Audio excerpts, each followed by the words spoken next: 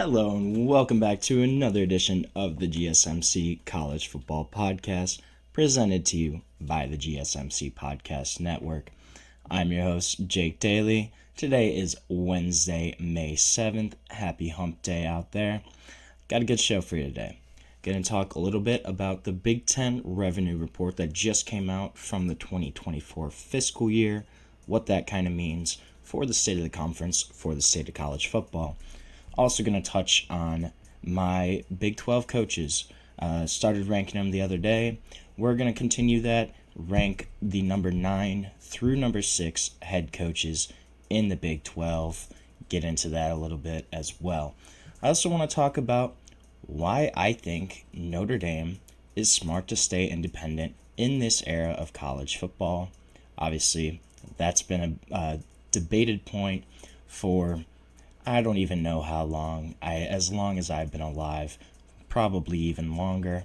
I'm going to talk about why I think it's the right move, that they are independent and it positions them well for the future. Also going to touch on some MACtion. Going to talk about the Akron Zips and their bowl ban for the 2025 season, not due to athletics, but due to academics. We're going to get into that.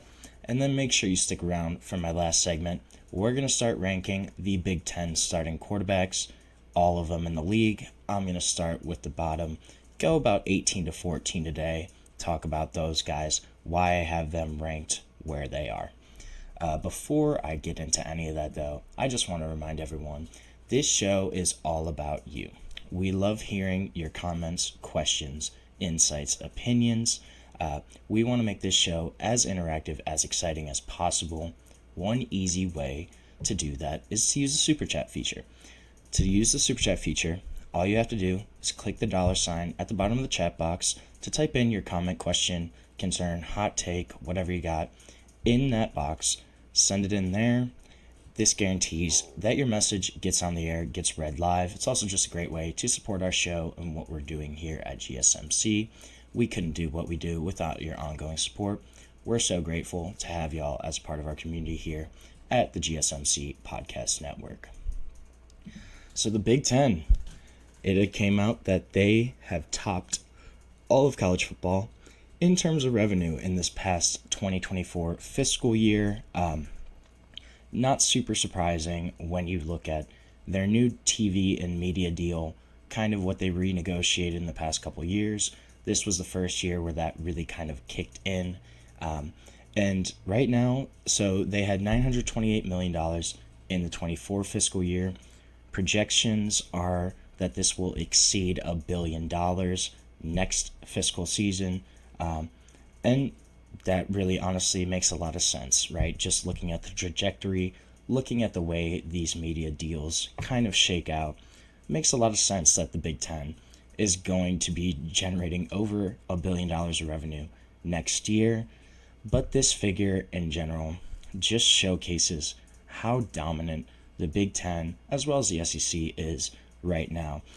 There was a little bit of a kind of can't find the word I'm looking for right now. Disparity, that's what I wanted. There's a little bit of a disparity between the Big Ten and the SEC. The SEC, I think they came in around $80 to $100 million less than the Big Ten. So the Big Ten, as of right now, is the most wealthy power conference in football, has kind of been and overtaken the SEC in terms of revenue generated, and a lot of that is because of this TV deal. So I also thought this was kind of interesting.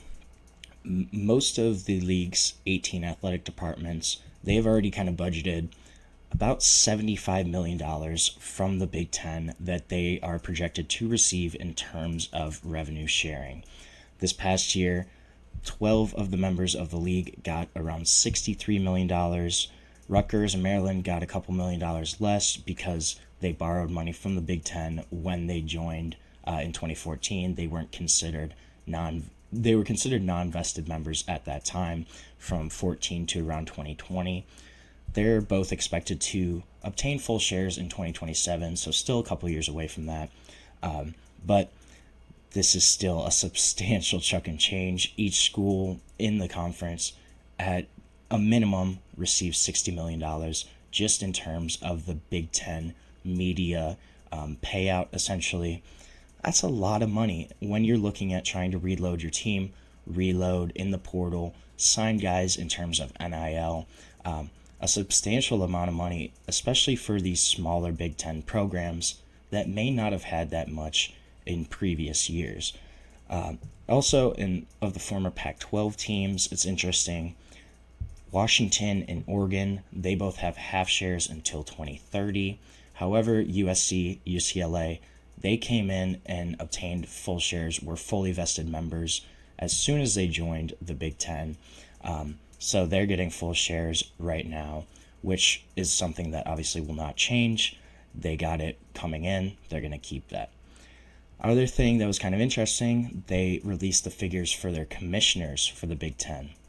Let me tell you, I would love to be a power conference commissioner, just looking at some of the figures here and kind of what these guys earn. If you look at former Big Ten commissioner Kevin Warren, he received more than $6.8 million in this fiscal year, $5.75 million in terms of bonuses, basically for ushering in that new media rates deal. And this was reported by USA Today. Kevin Warren, mind you, he hasn't been the Big Ten commissioner since 2023, April 2023, when he left to join the Chicago Bears organization in the National Football League. So a guy that's still not even there got about $6 million, almost $7 million, just in terms of bonuses from this new deal. Another guy that I thought was kind of interesting was former Big Ten Commissioner Jim Delaney. He also got $5.85 million in terms of compensation from the Big Ten.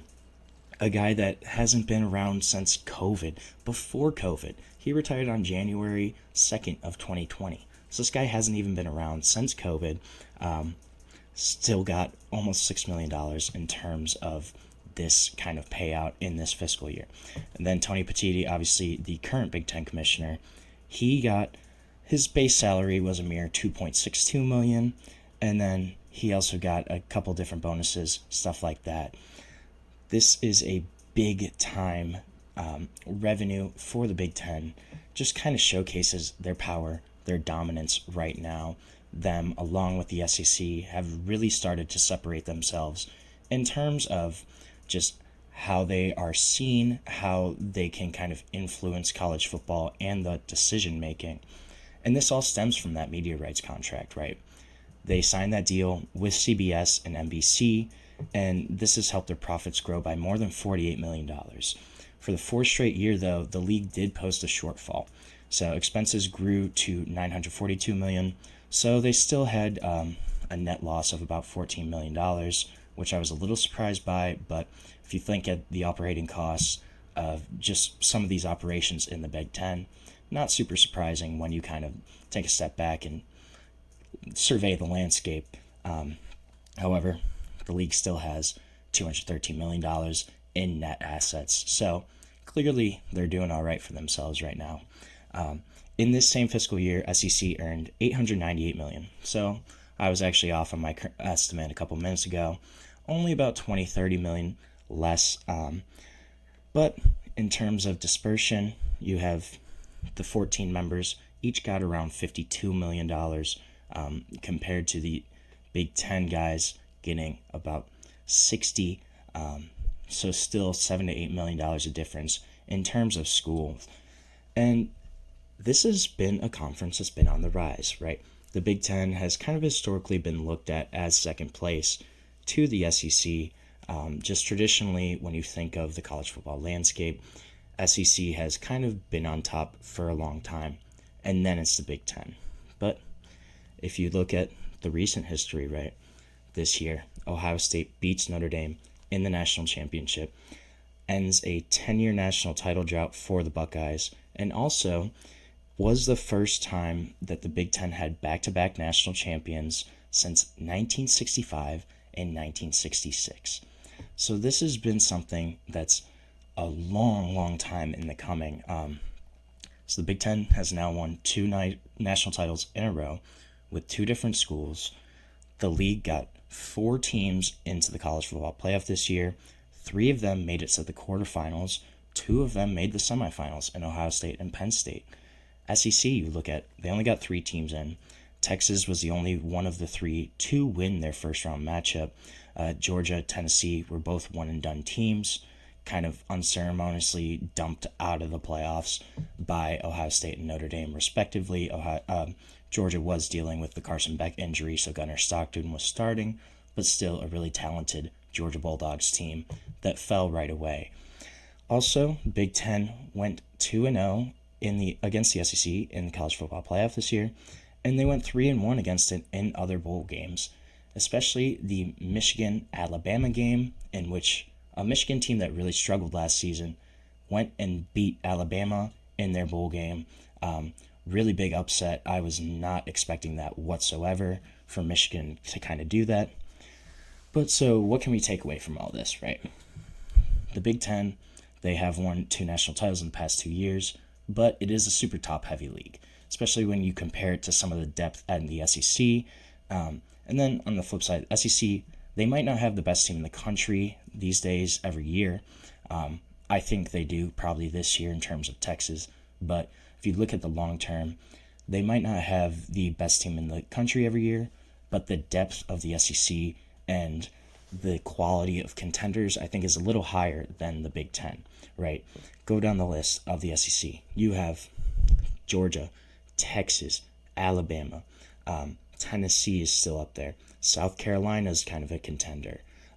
Ole Miss could make some noise depending on what happens. And those are just some of them. I'm missing other teams that could really make big jumps. This is a really deep league. And on the flip side, when you get to the Big Ten, there's kind of the 5 best teams, the Ohio State, Penn State, Michigan, Indiana.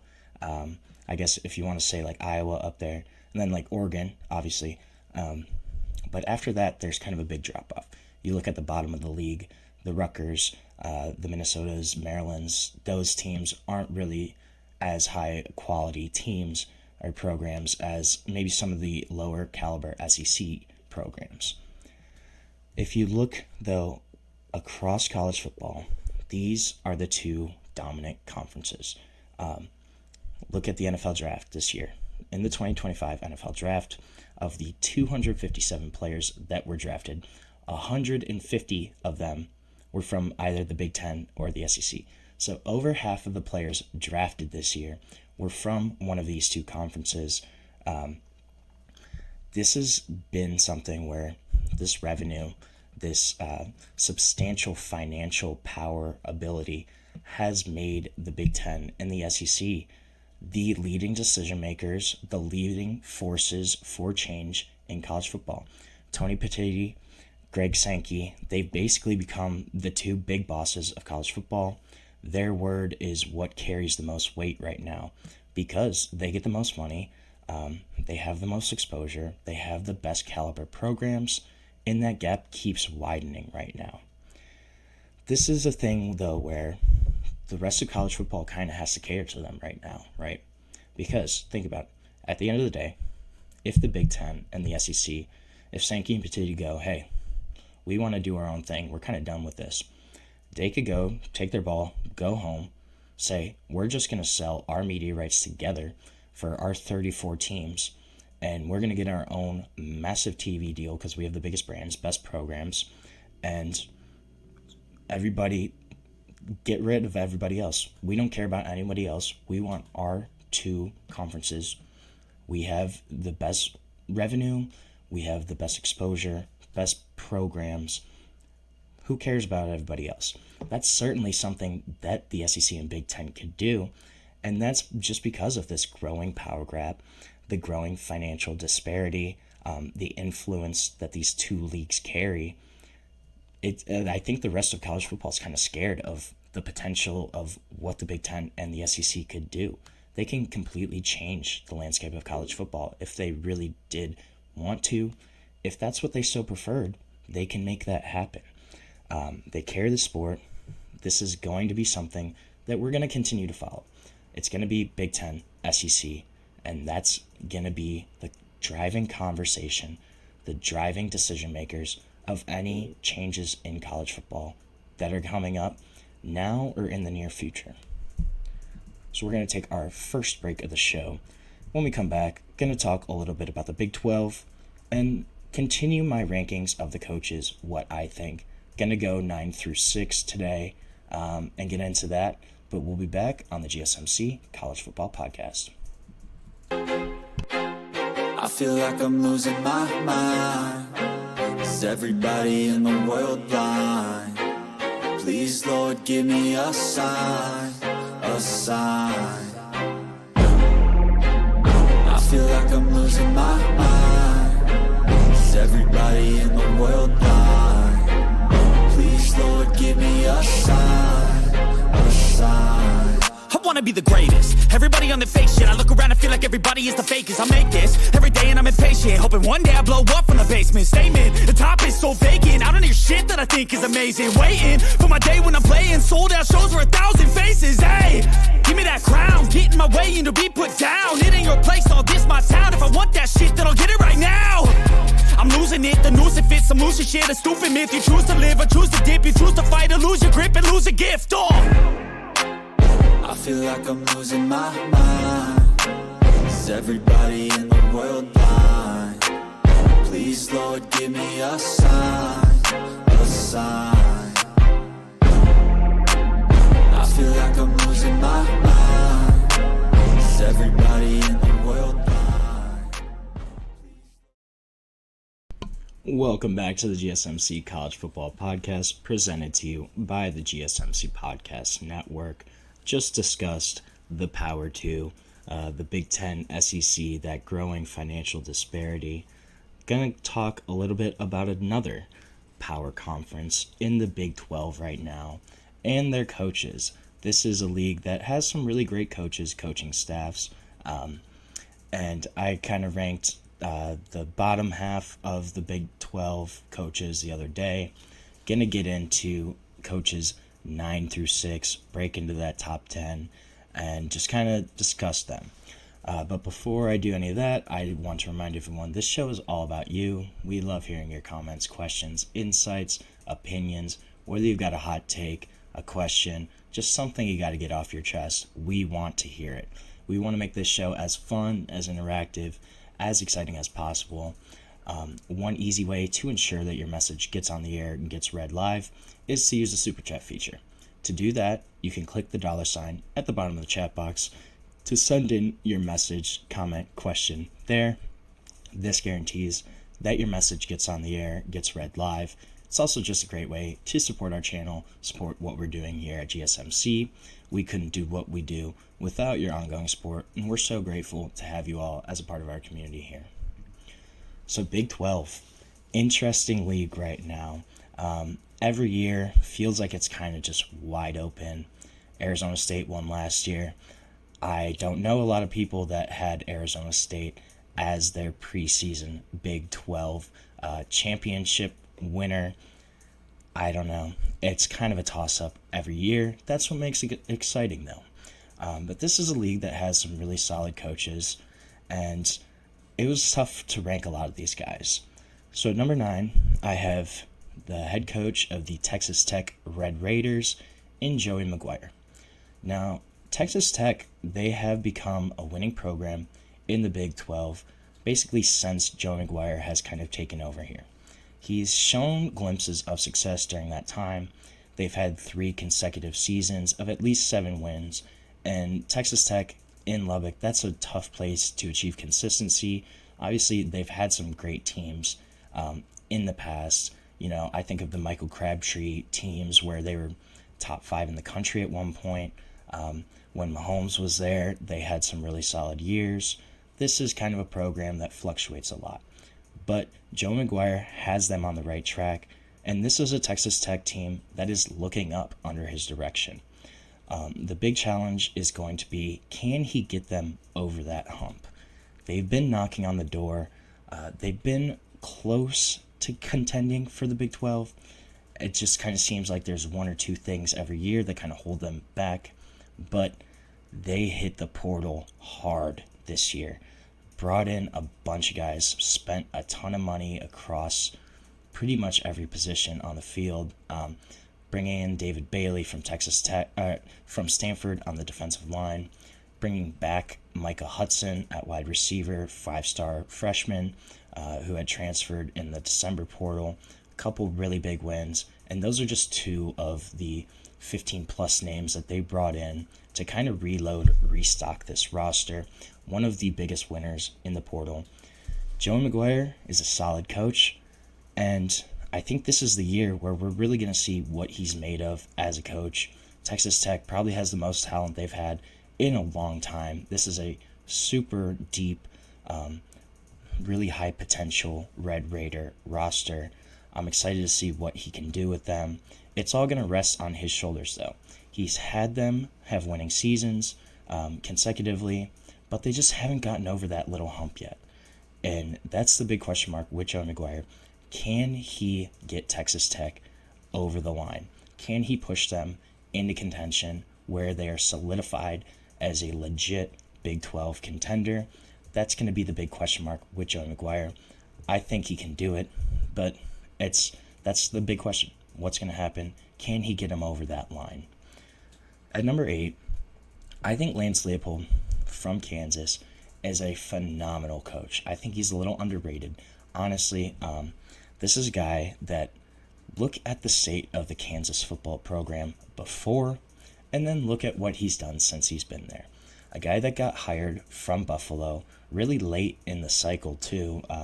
After they had some issues there, he was kind of a late hire, jumped right in at Kansas, and this is a program that was completely dead before he got there. Not gonna lie, this is a basketball school.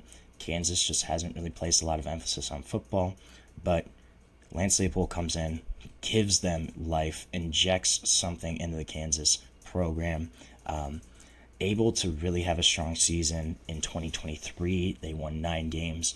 Jalen Daniels looked like a potential Heisman candidate for 24 season based off his 23 tape. Kind of tapered off at the end, but this was a Kansas team that was ranked in 2023. Not in basketball, in college football. Kansas, the Jayhawks, were ranked, and a lot of that has to do with what Lance Leipold has done with that program. 2024, they did have a little hype, which can often be the death of programs like that. You know, you have one year you kind of overachieve, and you come in, struggle the next year. They started off decent, quickly faltered, 2-6 finish to the year in the final 8 games. But the fact that Kansas is even a bowl contender every year, that's a credit to Lance Leipold right there. That's a great coaching job. The fact that he's able to have at least hired expectations for this Kansas football program. The expectation is no longer winning 4 or 5 games. It's getting to a bowl at the minimum. And that's something to be said in and of itself. Also was able to generate enough investment for the stadium to be renovated at Kansas. For football, again, Kansas, basketball school. He was able to get significant investment into a football renovation of their stadium. That's pretty crazy, and that's a phenomenal coaching job. I think what kind of holds him back a little bit is just that Kansas hasn't had, sustained success. That's a big part of kind of what's happened here. At 7, I have Sonny Dykes. I think Sonny Dykes is a really solid coach. Coming over from SMU to TCU, had that playoff run in 2022 where they just had a phenomenal team. Quarterback Max Duggan won the Big 12, took them to the playoff, and had a great season overall. Kind of struggled in 23, dropped down, lost, only won 5 games, lost a lot of talent from that 22 team, but they bounced back last year. They very quietly won 9 games last season. TCU played up. I think they played better than probably the talent on their roster kind of indicated. And this is a coach in Sonny Dykes that has won at least 7 games in 5 of his past 6 seasons, dating back to his time at SMU. So the guy really hasn't had a losing season. You look at that 2023 season, That was his worst year. But before that, every single year, they're winning football. And TCU, that's a tough place to win. The fact that he took that program to the college football playoff, him and Kenny Dillingham are the only two active Big 12 coaches to have made the college football playoff. And one could argue that Sonny Dykes' run was more impressive than the one that Arizona State went on last year. This is a great coach and a guy that I think gets a little under-recognized, and a program that gets a little under-recognized. I don't know a lot of people that knew that TCU won 9 games last season. TCU certainly flew under the radar. They won like their last 5 of 6 or 6 of 7, something where they went on a great run at the end of the year. This is a team and a program that is based on great coaching. Sonny Dykes is that. And I think we're going to see kind of what TCU does this year. I could see them having another bit of a down year. But if Sonny Dykes keeps them above water, I think that's just a testament to kind of what he's built and the caliber of coach that he is. So at number 6, this is a guy that had a really rough 2024 season. But if you look at the pedigree, you got to have him up here, definitely in the top 5 or 6. Mike Gundy, number 6 head coach in the Big 12. This is a guy has been at Oklahoma State forever. 8 10-plus win seasons there. They did go 3-9 last year, but he brought in new coordinators, really turned over that roster, had a strong spring transfer portal window. But just look at some of the stats that Mike Gundy has produced at Oklahoma State. So they've had, since 2010, 8 seasons of 10-plus wins. They reached the top 10 in the AP poll in 2008, 9, 10, 11, 13, 15, 16, 17, 2020, 2021, and 2022. That's 11 seasons since 2008 that Oklahoma State has been in the top 10 at one point in the year. They've had 5 New Year's 6 bowl game appearances since 2009. One of only 3 teams in the FBS that had posted a winning season every year from 2006 to 2023. Obviously, last year had that awful year. But this is a team that has had great success under Mike Gundy, a program that has really been revitalized, a guy that's perfect for Stillwater, just what the Oklahoma State program's about. His job was kind of in question at the end of the season, which I thought was kind of crazy. I don't really know what was going on there. It seemed like there was a little back and forth. But this is a guy that has proven he's a great coach. 102 career wins in the Big 12, ranks 3rd in the history of the conference, behind only Bob Stoops and Bill Snyder. 2 phenomenal Hall of Fame caliber head coaches at the college level. Mike Gundy's right behind them. The resume speaks for itself. This is a guy that's a great coach. I'm really curious to see what Oklahoma State is going to do in this upcoming season. Will they be able to bounce back? Or is this potentially the end of the Mike Gundy run in the Mike Gundy era at Oklahoma State? We're going to have to tune in and find out this upcoming season. So right now we're going to take another short break on the show. When we come back, going to talk about one of the biggest topics in college football always, and Notre Dame being independent. I think it's a good thing. Others don't. I'm going to get into why I think that it's smart, though, when we come back on the GSMC College Football Podcast. Looking for your daily fix of sports talk without having to pay for it? GSMC Sports Network is available on YouTube. Just search GSMC Sports Network. Get your fix of daily sports talk shows on YouTube, absolutely free. NFL, college football, NBA, MLB, MMA, UFC, fantasy football, and so much more. GSMC Sports Network has shows running all day long, with new sports shows starting every 2 hours. Just like on your favorite cable sports channel, except GSMC Sports Network is absolutely free. Just search GSMC Sports Network on YouTube to catch one of your new favorite shows, like the GSMC College Football Podcast, Chip Shot Football Podcast, Hoops and Heels Women's Sports Podcast, GSMC Basketball Podcast, and so many more. Check it out for yourself. GSMC Sports Network, now available on YouTube absolutely free. Search GSMC Sports Network on YouTube right now.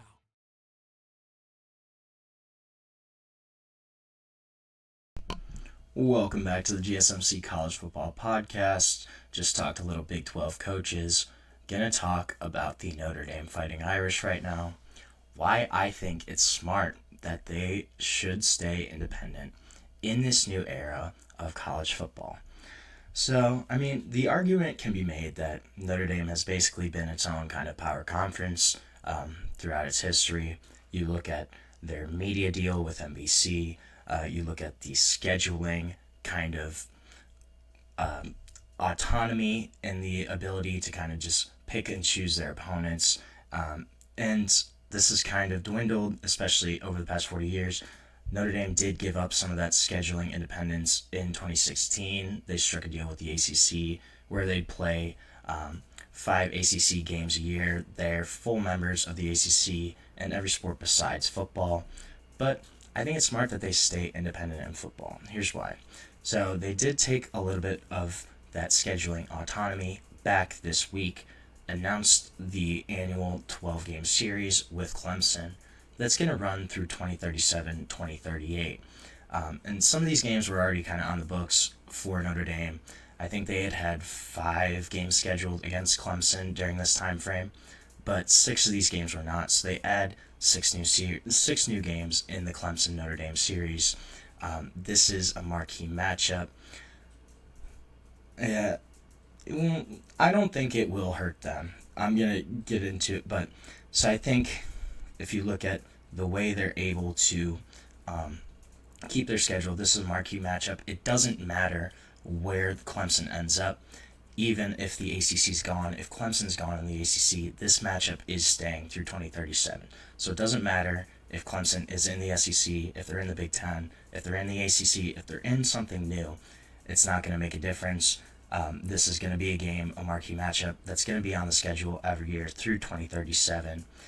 If you look at a year like 2036, for example, so right now, Notre Dame has Virginia Tech, Georgia Tech, Florida State, Pitt, North Carolina kind of rotating in as their ACC opponents.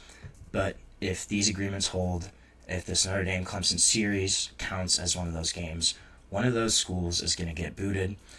Not going to be Florida State, right? It's going to be Pitt, Va Tech, Georgia Tech.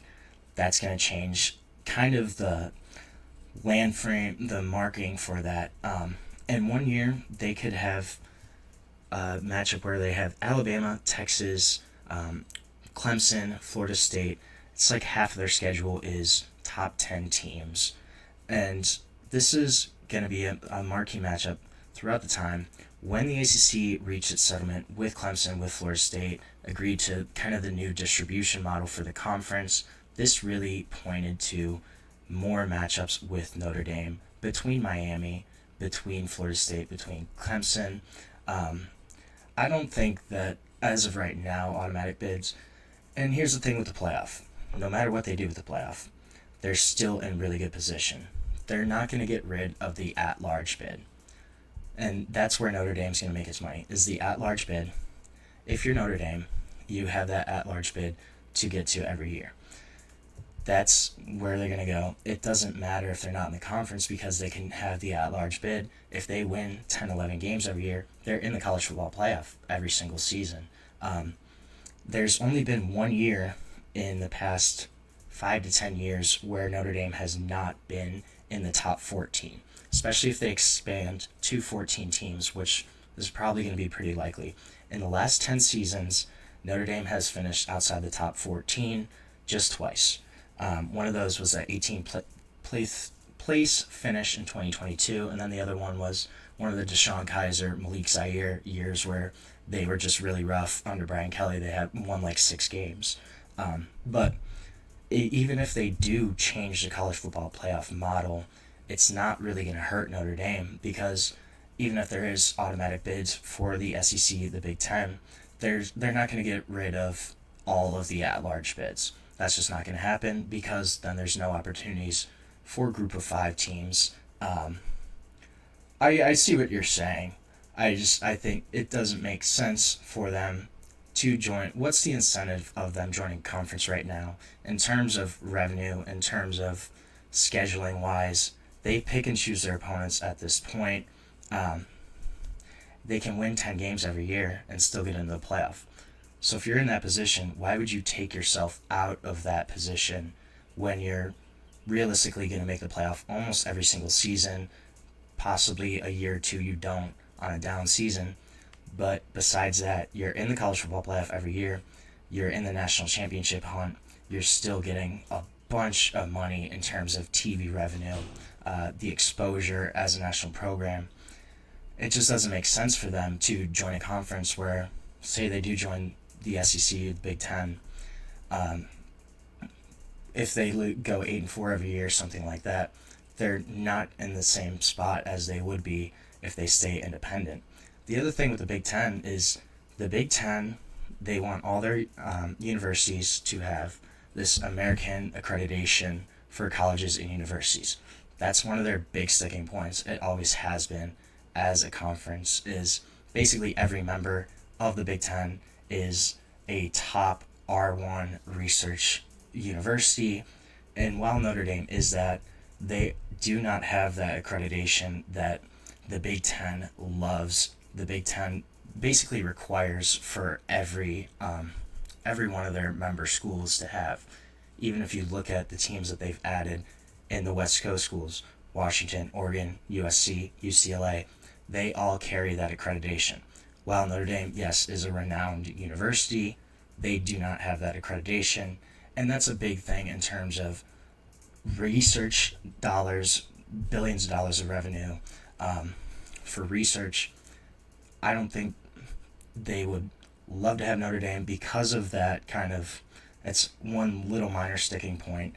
But that's one of the big points of the Big Ten is they want all of their universities to kind of have that accreditation, that marking, I guess. And here's the thing, they have leverage basically over any other suitors.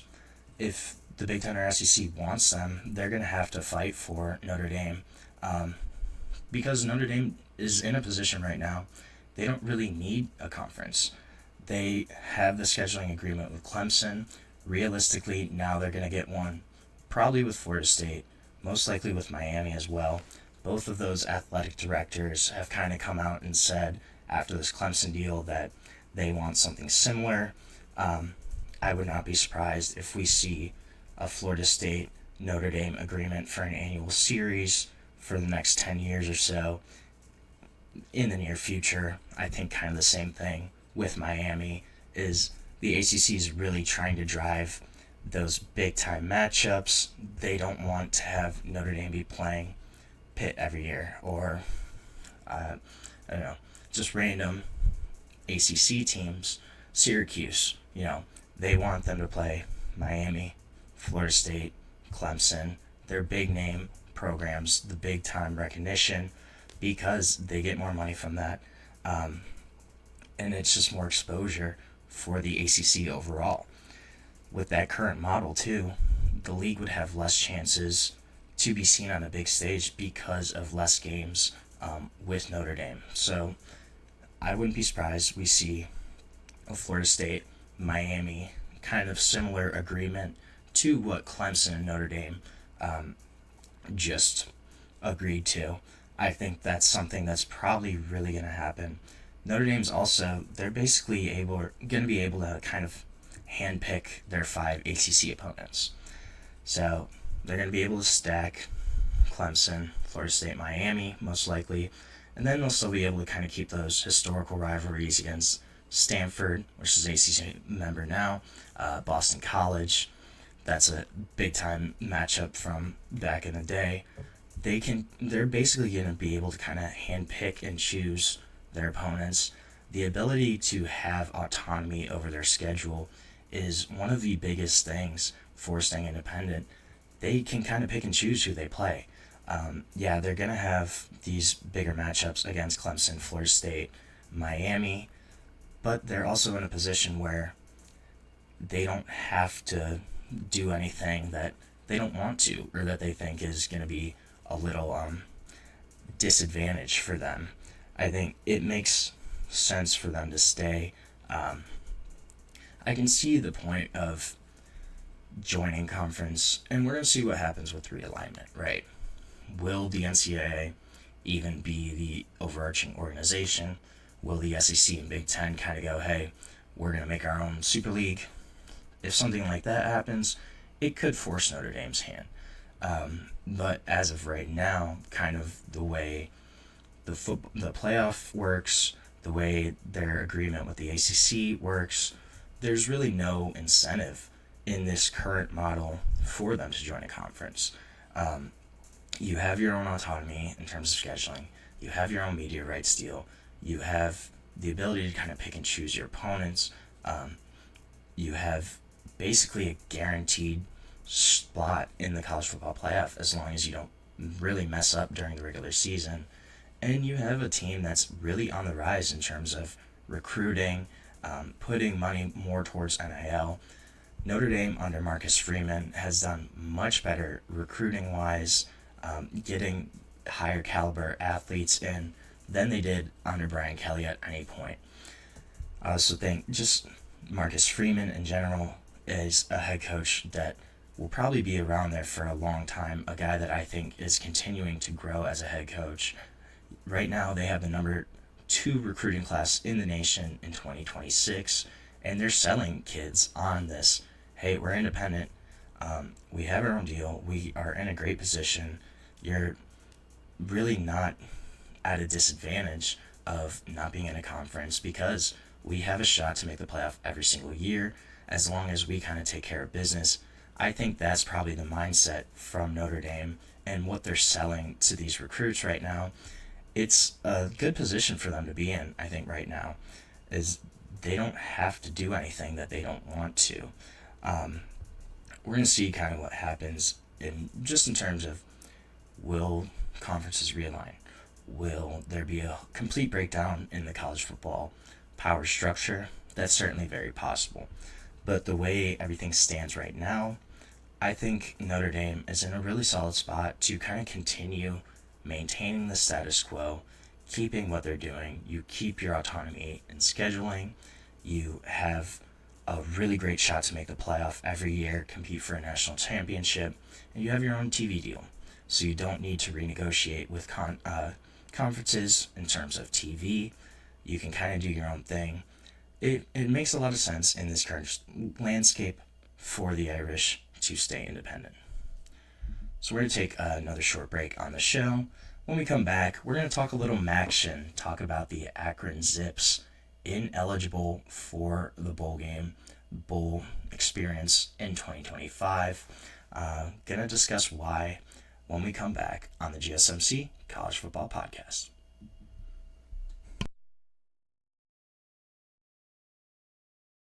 For the best and latest podcasts available anywhere, go to the podcast app on your cell phone and type in GSMC to access free content-rich podcasts on health and wellness, book reviews, sports, entertainment, relationships, social media, movies, technology, finance, and even weird news. Subscribe and download the GSMC Podcast Network's family of shows, available everywhere podcasts are found.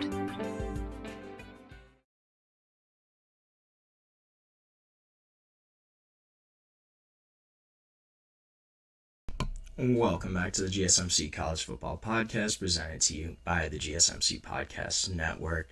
Just talked a little Notre Dame football. Gonna switch gears, talk some action, talk about the Akron Zips, the poor Akron Zips. Feel bad for them. They can't get it right, can't get out of their own way right now. So Akron, who hasn't had great success on the football field in the past couple of years, they have already lost their chance at making a bowl game for this upcoming season because of their academic progress rate. So what the academic progress rate is basically every academic year, every Division I sports team, they have the academic progress rate, and we'll just call it APR for ease of mind and speaking.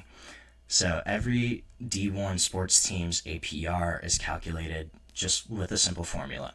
So scholarship student athletes can earn 1 point for staying on course for a degree in their chosen major, and 1 point for being retained or graduating at the end of each academic term. so not hard basically. You just have to stay on track in your school and still be at the school the next year. And then for schools that don't offer athletic scholarships, recruited student athletes are also tracked here.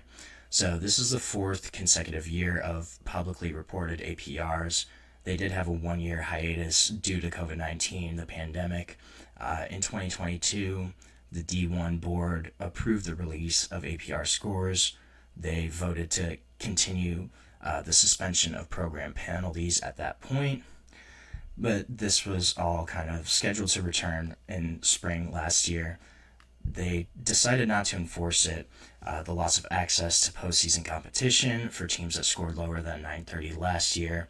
They offered kind of a conditional waiver due to the lingering impacts of the pandemic.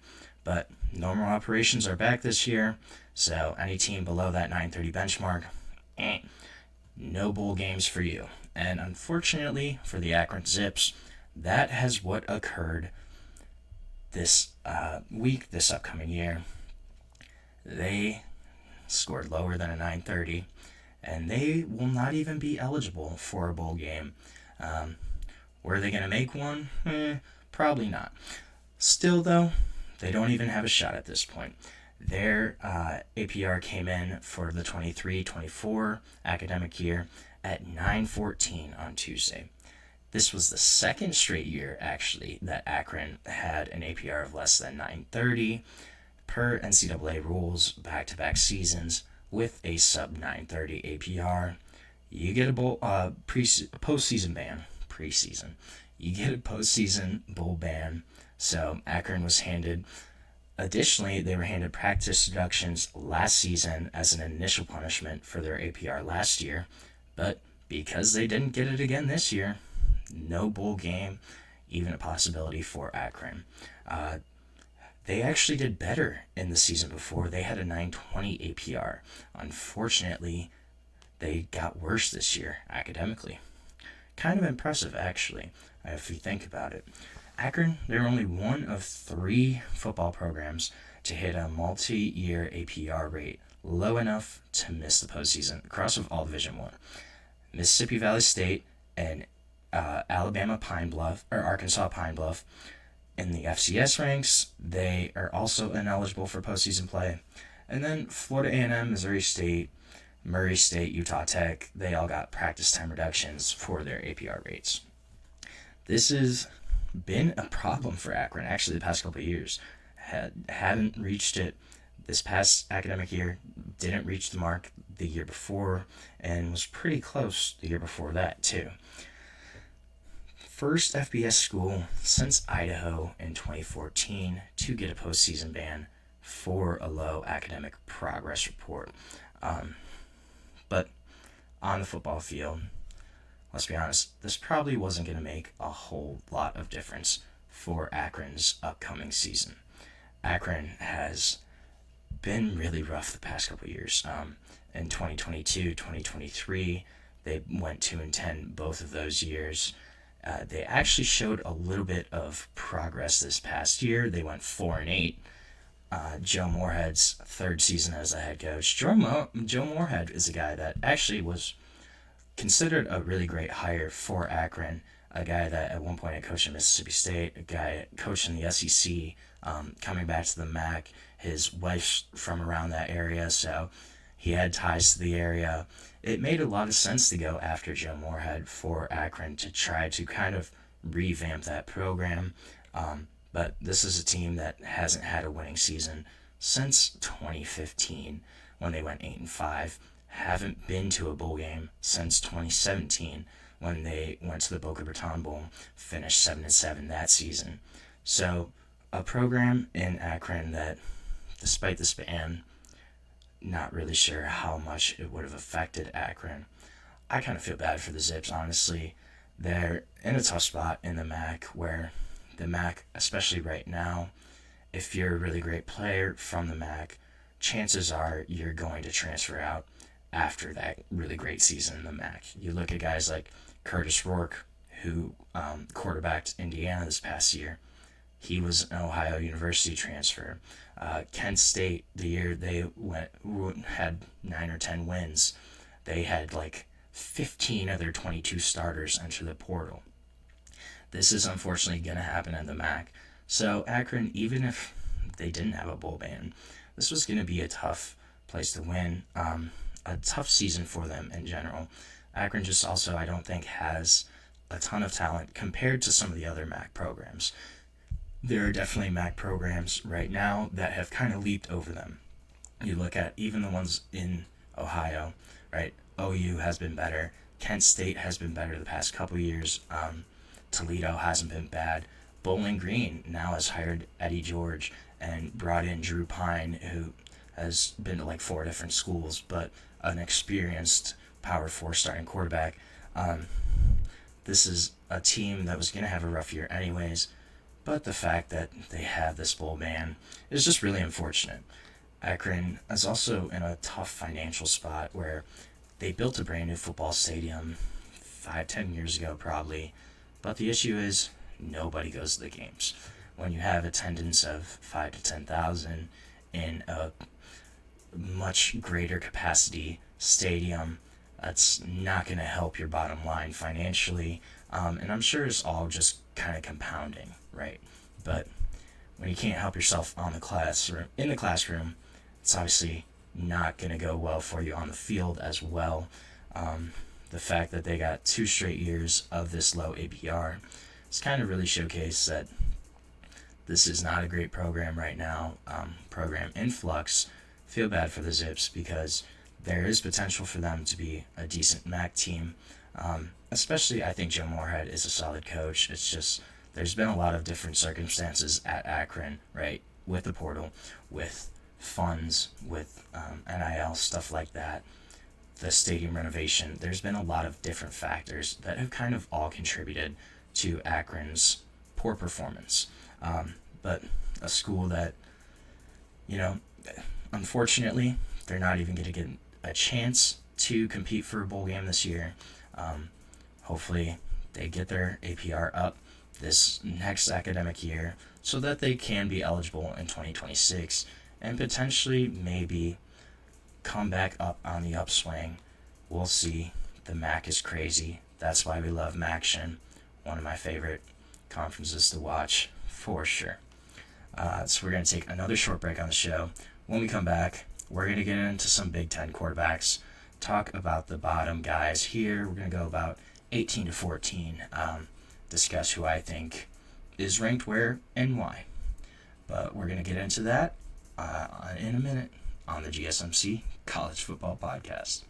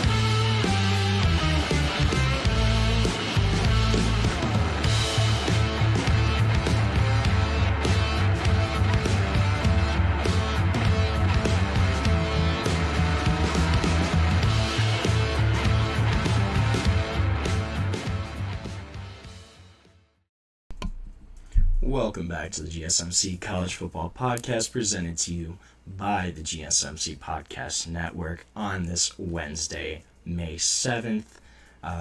Gonna finish off the show by talking some quarterbacks, everyone's favorite position. Gonna rank the Big Ten quarterbacks. We're gonna do this over the next couple days. We're gonna start at the bottom because what's the fun of starting from the top, right? So, in last, unfortunately, someone's got to be last, right? I have the Minnesota Gophers right now, so this is going to be a toss-up. It looks like most likely their starter is going to be sophomore Drake Lindsey. Sophomore Dylan Whitkey is also in contention. In PJ Fleck, this was a situation where last year they had Max Brosmer, who was a New Hampshire transfer, who performed well for them. Had 2,800 yards, 18 touchdowns, 6 interceptions.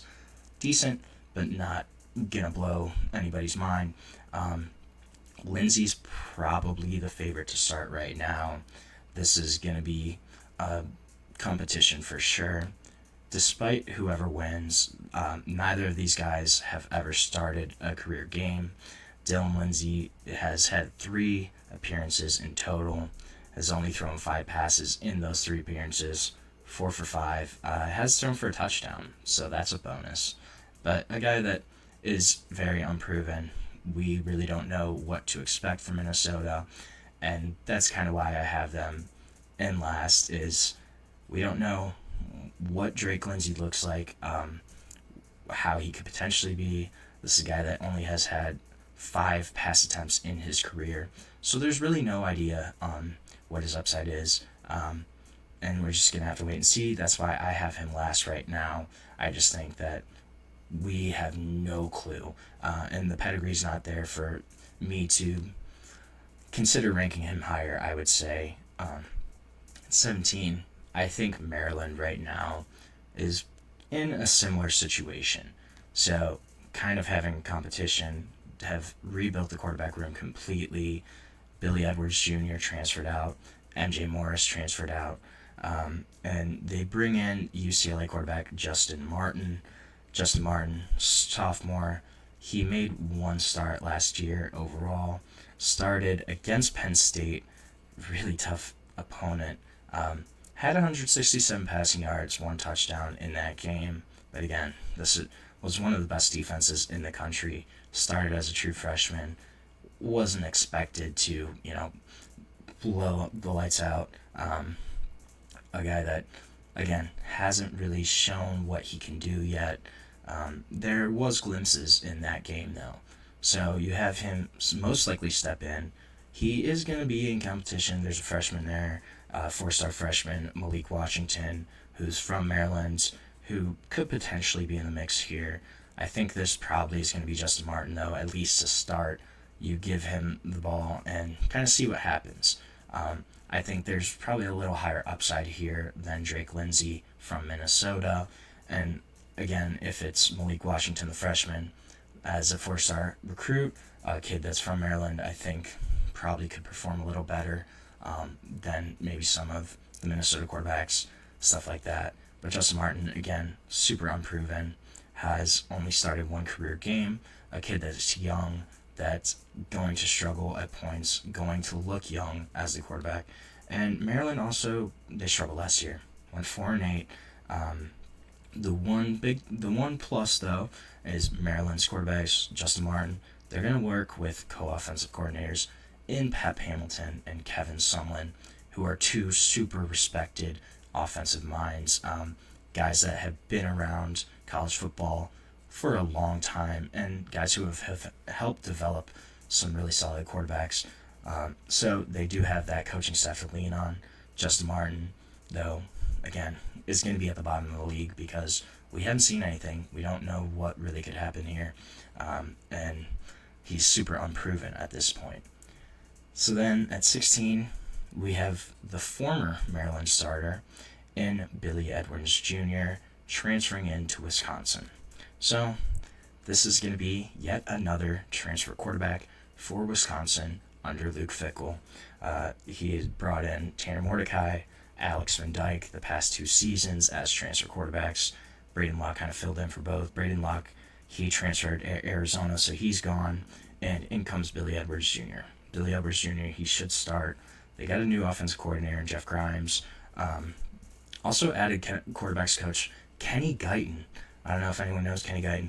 That's an Ohio State backup quarterback legend in Kenny Guyton. But he's their quarterbacks coach now. But this is a complete reset. Billy Edwards obviously has experience as a starter, but not a super great starter, I would say. Last year had 2,800 passing yards, 15 touchdowns, had 9 interceptions, which is a little concerning as a senior quarterback, more experienced guy. did complete 65% of his passes, though, so maybe we'll see. Wisconsin tried to do the Phil Longo air raid offense last year, and it did not work out for them. So I think going back to their roots, maybe Billy Edwards could potentially be a better option there. But again, a guy that's not going to be super exciting as your starting quarterback, and is still going to be lower on the list in terms of the conference, I think. At 15, this is going to be a really interesting battle. Purdue, brand new head coach in Barry Odom coming in. They're going to reset at quarterback after Hudson Card is gone. He had been there the past couple of years, and this really could be any of their 3 transfer quarterbacks that they brought in. I think right now it's probably going to be Malachi Singleton, who I like the most. I think he probably has the highest upside. A guy that went to Arkansas last year, never started, but he played in 5 games for Arkansas, threw 28 passes, 21 of 28 for 350 passing yards, had a passing touchdown, also had 3 rushing touchdowns in those 5 games he played. This is a guy that is a dual threat, gives you a little more in the running game as well. A guy that I think is a little more exciting than some of these other younger, unproven quarterbacks in Drake Lindsey. I think that Malachi Singleton probably is a little more exciting. He brings more to the table, especially as a runner. The fact that he was kind of featured in Arkansas's offense last season for a little bit showcases his talent. And I think he probably wins this job out. If not, he's definitely a guy that will get playing time kind of as maybe a package quarterback, but a guy that for sure is going to give you more of dual threat, give you more options, not just in the passing game, but in the running game as well. I think that's what makes Malachi Singleton appealing, but a guy that, again, does not have a lot of experience, young, unproven, going to have to try to step into a role and fill that quickly, which is going to be a challenge. No matter who starts, most likely it's probably going to be Malachi Singleton, but that's another kind of toss-up area, I think. At 14, for Rutgers, they have super experienced starter, Ethan Kalikmanis. I swear to God, he's been in college for like 8 years now, but it actually hasn't been that long. Only has 29 career starts. Started a couple years at Minnesota, started 12 games at Rutgers last year. A guy that's going to be the starter again for Rutgers, incumbent. Passed for 2,600 yards last year, had 18 touchdowns, 7 interceptions. And Rutgers actually got to a bowl game last year. They got to the Guaranteed Rate Bowl, so a little more team success than normal. This is a guy that I just don't think he's super exciting as a quarterback. There's not a lot of upside here, but a super experienced quarterback. 29 career starts, guy that has played in multiple seasons, knows what he's doing in terms of how to run an offense, but a guy that I just don't think he's super exciting. Did only have 1 interception over the last 4 games for Rutgers last year, but completion percentage is brutal. This is a guy that's a 53% passer in his career. That's his career percentage. That's not just last season, so it wasn't like last year was a down year. That is his career passing percentage. So a guy that I just don't think is super exciting, but will step in, be able to run an offense competently, at least on the low end. But a guy that's not going to be super exciting, not going to give you a ton of big play potential upside there. More of a steady hand than anything else. And I think kind of his limitations hold him back a little bit as a higher caliber starting quarterback. So we are going to end our show for today. Thank you so much for tuning into the GSMC College Football Podcast, presented to you by the GSMC Podcast Network. Please remember to like, subscribe, follow. We can also go to Facebook, Instagram, Twitter, TikTok for more sports contents updates that you love. Thank you so much, and have a great day.